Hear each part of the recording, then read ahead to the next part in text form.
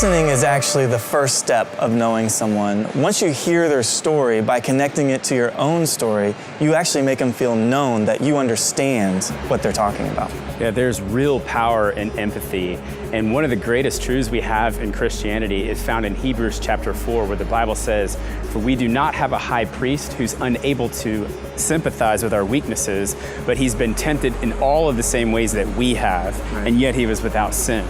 I think it's one of the most overlooked qualities about Jesus in today's day and age, that not only that Jesus sees our struggle, not only does he hear our struggles, but he connects to the heart and pain of our struggle, because he actually experienced the same things that we did. Yeah, it's crazy to think that God actually came and has dealt with all the same kinds of pain and struggles that we have, and yet he didn't sin. So the important thing for us to understand is how God connected with us by empathizing with us. So first we listen, and then we have to figure out what's the best way to connect with someone by empathizing with them.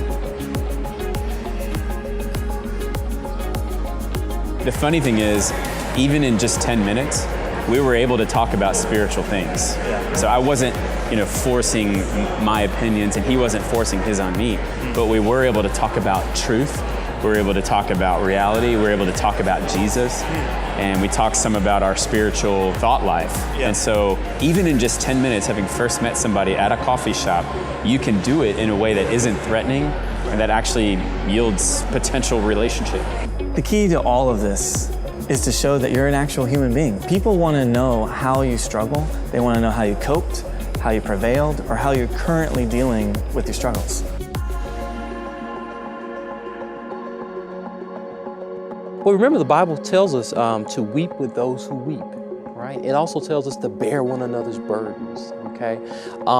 So we do have a call, a unique calling as Christians, to actually come alongside folks who are suffering and feel their pain to the point of shedding tears. And that's a whole nother level of solidarity, right? It's one thing to say, okay, yeah, I kind of read about it in the newspaper, maybe I know somebody, but it's a whole nother thing to say, hey, if you're hurting, I'm hurting, to the point where I shed tears as if it were my family, as if it were my children, as if it were my health on the line here. And so I think that one thing we can do in order to fulfill that calling, to weep with those who weep, is to learn about suffering, to be learners, to ask the people that are suffering about their experiences, and not to do so defensively, but to do so with a spirit of humility. Say, hey, can you just tell me what it's like to be you, to walk in your shoes?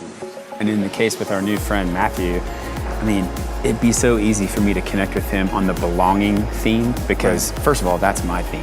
That's my main one. I've had experiences with all five, but that's the main one for me. And there's been so many times in my life where I've felt lonely or disconnected. And we actually talked about that in the first 10 minutes. So it'd be so easy to just bring that back up the next time we get coffee.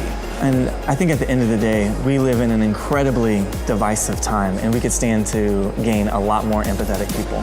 Yeah, let's become those kind of people. Let's become those people.